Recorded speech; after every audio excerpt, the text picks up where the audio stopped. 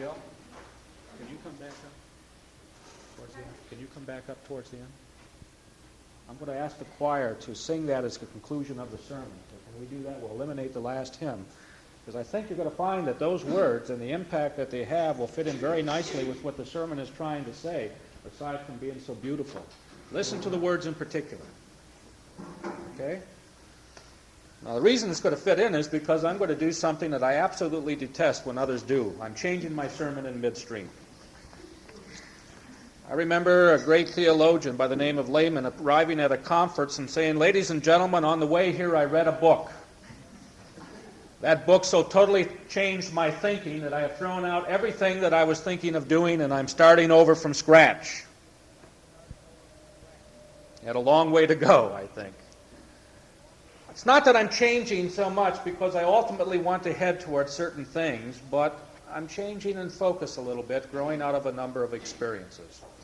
First thing is that I've learned that people will think about things, but they will never articulate them, and therefore are always embarrassed about the articulation. This grew out of the conference this weekend that I mentioned that I was going to.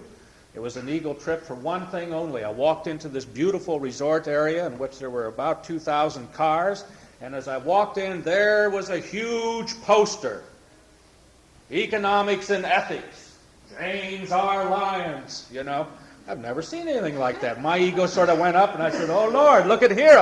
I'm being noticed," you know, as I came in. Then I met the group.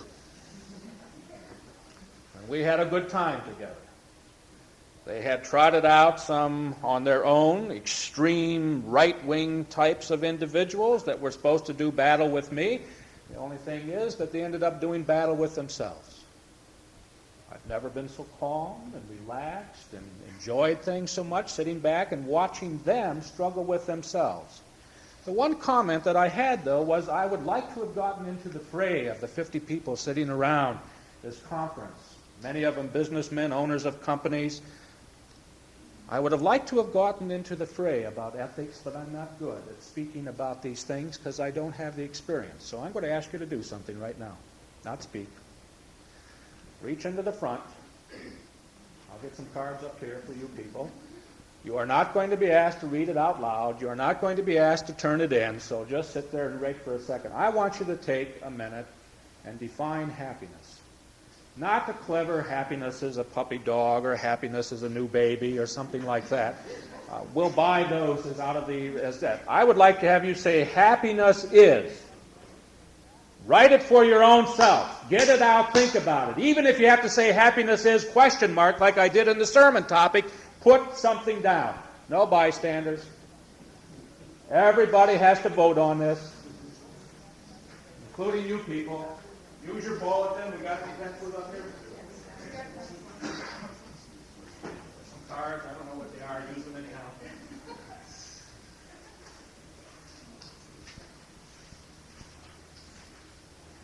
Oh, you think you're going to get away?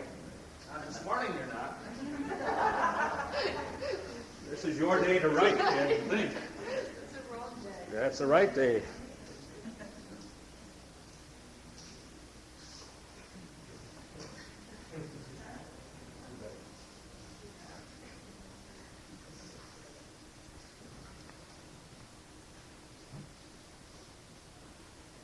In consulting circles, this is mean getting paid for doing nothing. You see, you sit here and look intelligent and everybody else works. It's called management, right, in business world?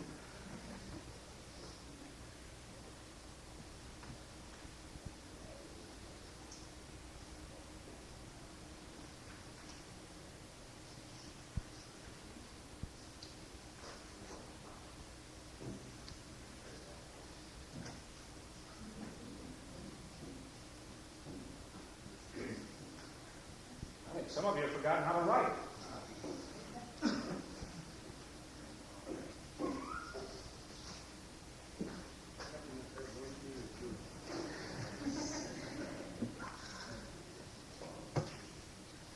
Okay? Now just stick it on your lap or under the seat, just for the time being. The second thing that impressed me as I was working with this group is that it was an extremely intelligent, well-informed group in everything except ethics and theology. So I'm not going to ask you to raise hands on this. I'm not going to ask you to indicate to anybody else. I'm going to ask you to reflect again on a second thing. Assuming that all of you sitting here have a commitment to religion and Christianity in particular to one degree or another, when's the last time you read a book that dealt with theology and the religious experience of life? Just think about it for a moment. Have you ever read a book that dealt with theology and the religious experiences of life? I'm not talking about, and please don't take this as a negative comment, the Reader's Digest version of religion where people write very up books that are happy, something happened in their family and they worked it out and they're excited and that's supposed to do things in terms of helping your own mental being. That's a fine kind of a book that ought to be read, but I'm talking about a serious book that deals with the whole quest of meaning in life from a theological point of view. The conference that I was speaking at dealt with economics and ethics, and people could stand up and talk about Keynesian, is that how you pronounce it, ethics. They could talk about Reverend Adam Smith and the Wealth of Nations. They could talk about Milton Friedman and the Chicago School for the pro and Chicago Boys for the negative types. They could talk about all of the Marxism and Engels and quote the things on that, but not a single one of them could talk about a theological ethic in what they were doing. Over and over and over again, as the respondents and the people were talking, they would talk about it's the fault of higher interest rates or lower interest rates. It's the government. It's the government. Get the government out of business and business will be good. And I said to them time and time and time and time again, I begged, I pleaded, I shouted, I screamed, I danced, I threw things. I tried to do everything in my power to say to them, nobody has said a thing about big business being evil. Why are you so defensive? All we have said is that the Christian church needs to begin to say to people in every aspect of life, the time has come when we will no longer accept as authoritative in our lives the wisdom of the world and paganism of various forms, but will reassert, Ko Amar Adonai, thus saith the Lord.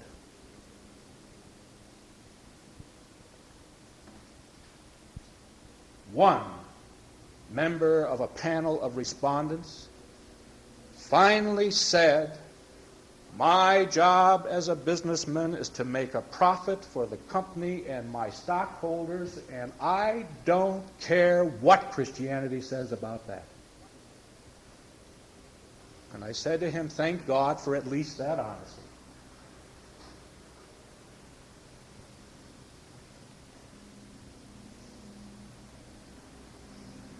But you know what? How would you answer?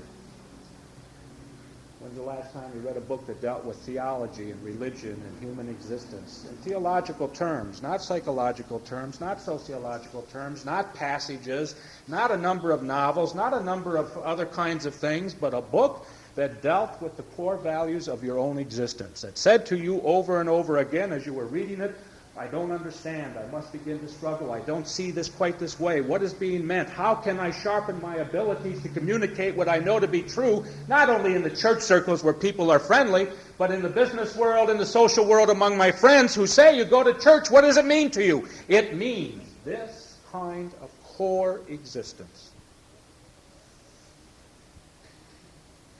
Now, there are two reasons why you haven't read a book like that recently, if ever.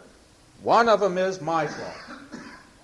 I've never challenged you to read books. I've never listed in the newsletter a book of the month, paperback kind of a thing, why it's important to you and why you ought to dig into it and why you ought to look at it and why you ought to struggle with the essays and the meaning of that particular book. That will change in the next newsletter. The second reason that you haven't read a book like that is one that I think is very understandable. You said, I don't understand the language. Theologians and religious scholars and all scholars of every field have a language all their own. I'm going to quote the wisdom that I believe to be true But I learned in a bookstore in Israel. I was looking for 2 volumes of a book on archaeology in the Bible, which was originally published in Hebrew in 2 volumes, and then was published in English in 4, a much expanded edition. I therefore desperately wanted the English edition. Second reason is I didn't think I could read the Hebrew edition anyhow. So I was in the bookstore, and the man said to me, listen, we've got the Hebrew edition here. It's very good, and it's relatively cheap. It ought to be good for you. I said, you know, it'd take me the rest of my life to read that Hebrew edition like this. He said, no, you're absolutely wrong. You're afraid of language. You really don't understand. Language, and any kind of language, takes you, he said, the first 10 pages will take you many hours. But he said, once you've read 10 pages, you will have the essential vocabulary, and the rest will flow smoothly. Now, there's a fear that if you pick up a book, Quest for Past and Future, Essays in Jewish Theology, Emil Falkenhayn with all of his credentials and all, and you open it up and you find existentialism, and you aren't philosophically inclined, and you wonder what that is, and you find pragmatism, and you find things like that he throws out, and Weltanschauung, and all the things that are part of the scholarly job, you're going to say, oh, God, I don't want to read that, and set it aside. But what I'm going to say to you is part of the challenge, because you're going to get a little Falkenhayn today, just to show you why it's so important that we do this, and which is part of the change of the sermon. What I'm going to challenge you with is read with a dictionary. I do. Look up a few words. Write them down. If you don't know what they mean, ask me. I'll probably tell you I don't know what they mean either, so let's find out together. But don't let vocabulary, language, and the specialties scare you off. Because what I'm talking about, and we've been talking about from day one, but we've been hitting very specifically this fall, is until Christians can articulate their faith and the religious dimension of their faith in their everyday life and can raise questions, there will never be a better society. I stood there. I won't ask you to raise the question hands on this one either. I stood there with 45, 50 people at that session, and I said, how many of you have ever been in conflict between what you thought to be moral and what you thought was demanded of you by a job, society, or what have you? 2 people raised their hand, and I was one of them. One salesman stood up and said, Jim, you are so missing the boat and are so ignorant of the world, I can't believe it. I have been a traveling salesman for 40 years, and I have never met an unethical businessman or unethical business practices. I said, oh my God, you can't be serious. And he said, I am. I said, then I have to challenge you. It's a matter of definition. If you define that there is no such thing as unethical business, then everything goes. You'll never meet an unethical businessman. But if you begin to raise your consciousness about what is right and wrong, and do not assume that everything that happens in life is right, you begin to have that conscience pricked a little bit. I said, have done things in my little business that are unethical. I hope I've learned from him and will never do them again. He said, you have? I said, of course, I'm a human being. I said, assume you're going to pay me an honorarium on this, right? And they all looked around, and I looked at Harry Clark, and he said, I don't know. So I looked at the woman setting it up, and she nodded. I said, good, okay. Now I said, listen, the honorarium's going to go right in my pocket. Which one of you believe that it's going to go to the government? You know what? Not a single person raised their hand on that either. I said, that is an ethical, moral question. First of all, that you accept that it's not going to go bugs me. And secondly, that you don't understand that that's a moral issue, that I declare the income that comes in because it's made out in my name and there's no record of it, and who checks the church records anyhow? And you assume that I'm not going to pay my income tax on what you've paid me as legitimate income. And I said, no wonder you never see any ethical problems in the business world. Okay? I hope some of you got little toes hurting right now. Feeling a little twinge right in through here. A little upset stomach and saying, wow, he's off and running again today. Well, that's all right. Because one of the problems that we have in terms of authenticity is exactly the reason I read Irv Britton's letter a little bit before. the religious community has been jumping on bandwagons, going along in terms of social dimensions, and has never been stopped to pause about what God's dimension is. Let me read from my friend Emil Fackenheim.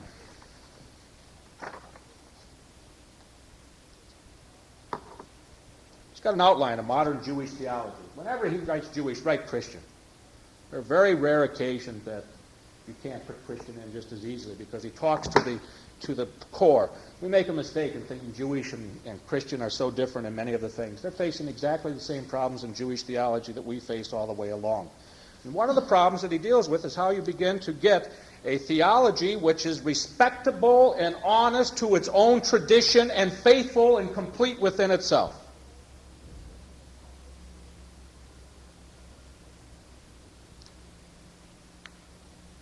Where do I want to stop? The members of the humanist school of Jewish theology tend to draw heavily on the support of the sciences, and it is perfectly logical that they should, for inasmuch as they deny such articles as faith as supernatural revelation, it follows that Jewish religion, as all religion, is based on natural insights closely related to other natural insights, whether they be philosophical, moral, aesthetic, or scientific. But one looks in vain in their writings for a systematic account of the relationship between Jewish religion and religion as such, on the one hand, and all of the other forms of human insight on the other. Now listen to this. For example, it is fashionable to relate Judaism to the insights of modern psychology.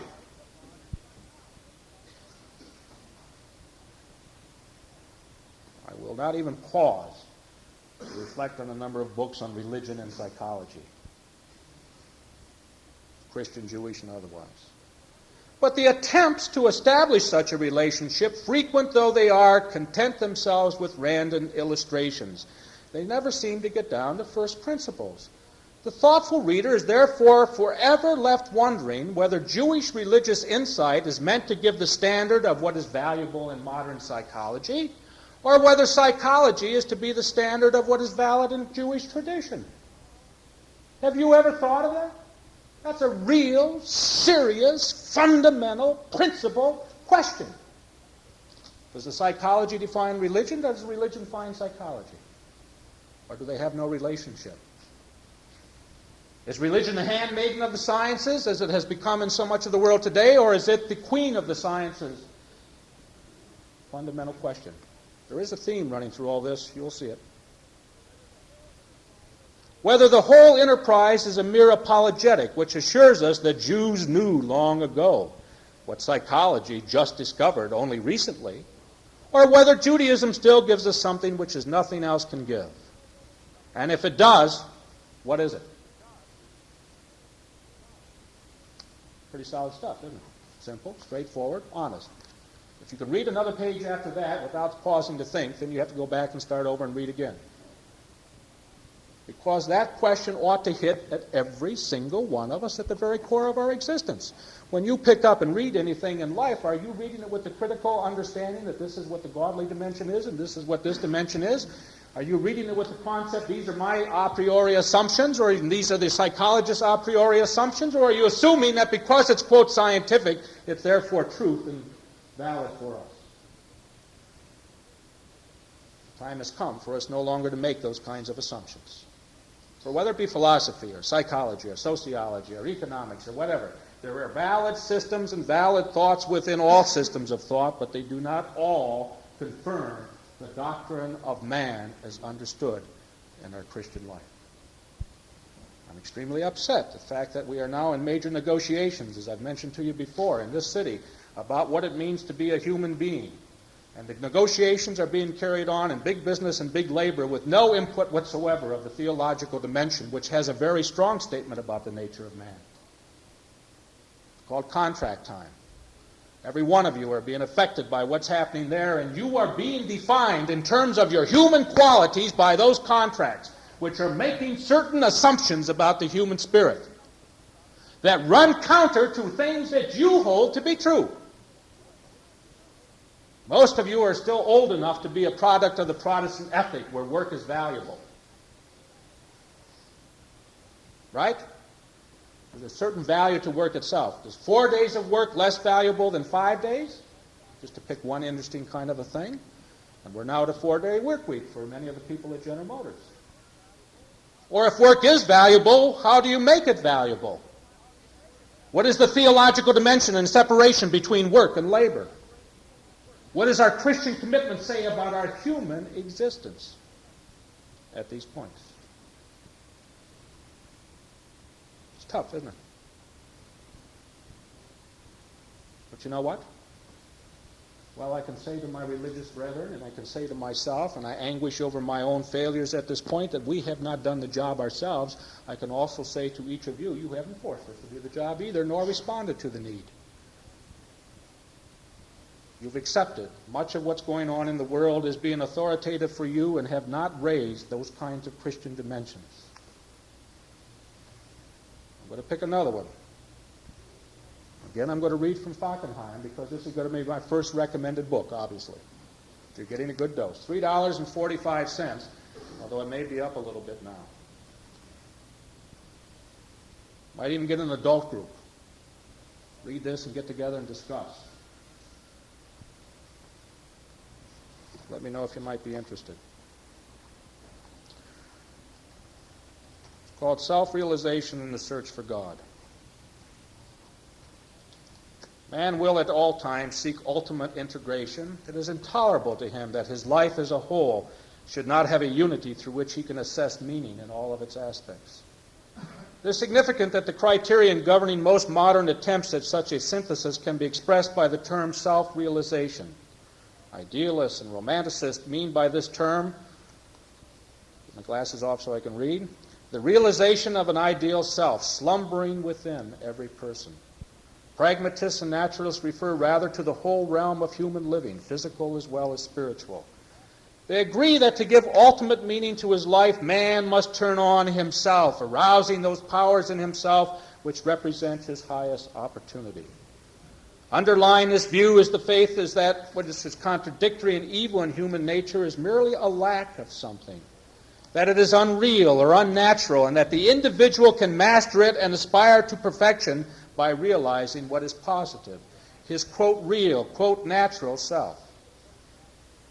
The self-realization means to the idealist the realization or approximation of the envisaged ideal self, and it is taken for granted, first of all, that the individual is able to form the right conception of his ideal self, and secondly, that to realize or approximate it is a task which is obstructed by no basic obstacle.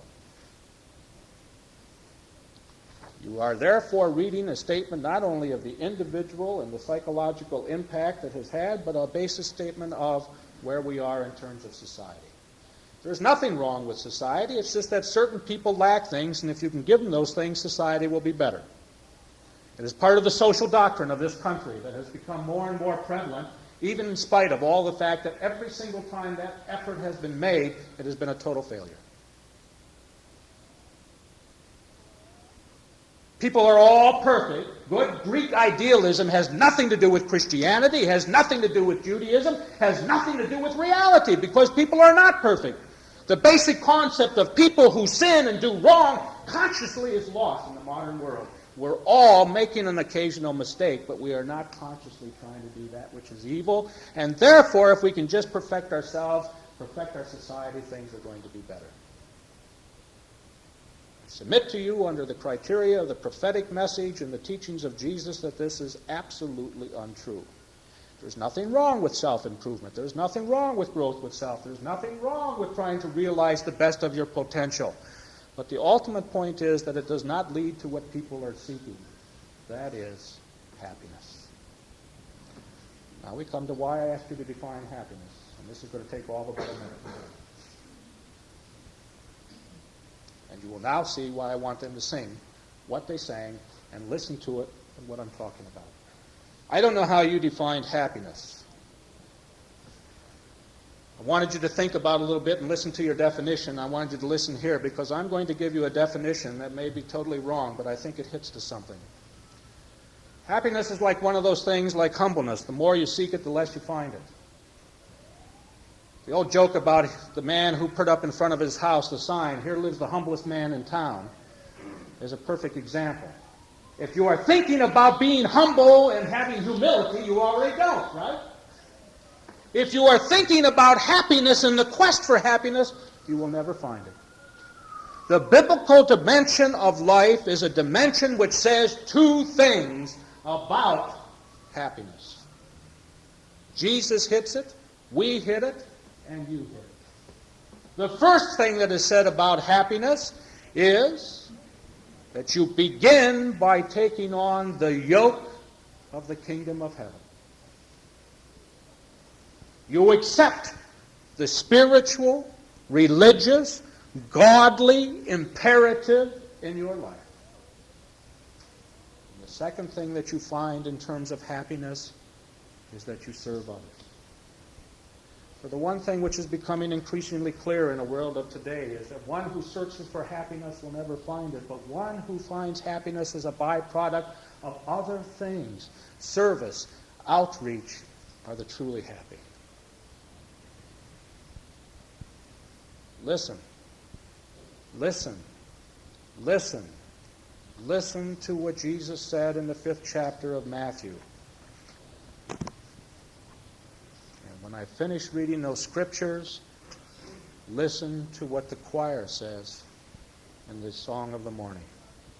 Happy are the poor in spirit, for theirs is the kingdom of heaven. Happy are those who mourn, for they shall be comforted. Happy are the meek, for they shall inherit the earth. Happy are those who hunger and thirst for righteousness, for they shall be satisfied. Happy are the merciful, for they shall obtain mercy. Happy are the pure in heart, for they shall see God.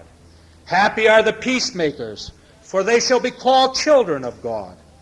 Happy are those who are persecuted for righteousness' sake, for theirs is the kingdom of God. There is not a single statement in there that says, happy are those who seek happiness. For it is a self-destructive seeking. Happy are those who, rising to their full potential, serve others under God. For it is that dimension that causes the difference in our lives.